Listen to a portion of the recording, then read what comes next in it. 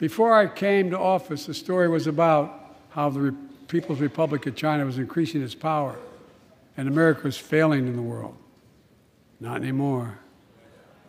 We made clear, and I made clear in my personal conversations, which have been many, with President Xi, that we seek competition, not conflict. But I will make no apologies that we're investing to make America stronger. Investing in American innovation and industries that will define the future that China intends to be dominating. Investing in our alliances and working with our allies to protect advanced technologies so they will not be used against us. Modernizing our military to safeguard stability and deter aggression.